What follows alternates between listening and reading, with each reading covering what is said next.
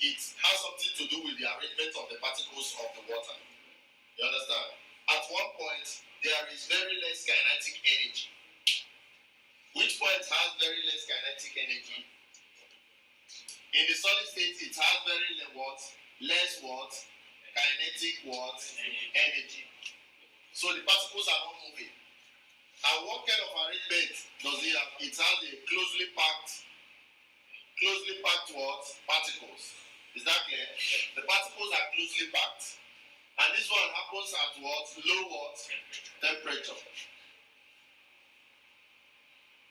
So in the physical state of solid state, the particles have low temperature. There is less kinetic energy, and there is closely packed particles. Is that clear?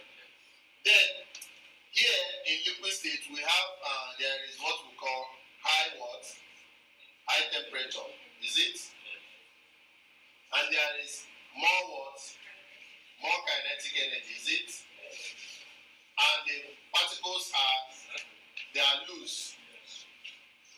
They are loosely packed. They are a little bit loosely packed than the solid state. But in liquid state, we have very high temperature. Is it? Very high temperature. Then there is even more kinetic energy than here. Is it? More kinetic energy. And the particles here do what? They are scattered. Is that clear? So that's why here we have ice, and here we have liquid, and here we have vapor. Is that clear? Is that clear? So these are the different states of matter, and this is what differentiates them. You understand? What differentiates the different states of matter is the temperature. If the temperature is low, you expect that the particles of the solid will have less kinetic energy. And because it has less kinetic energy, it will be more closely packed together. That's why we are having it in solid form. But when you increase the temperature, the particles of the matter acquire more kinetic energy and they will start moving.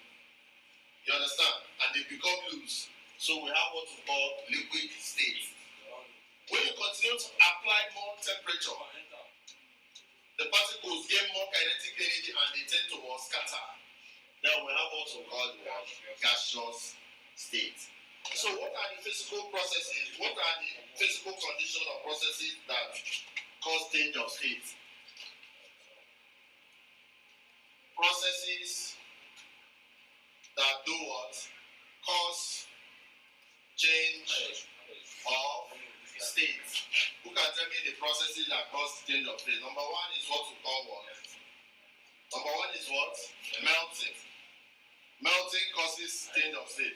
Melting will cause the change of state from one state to the other state.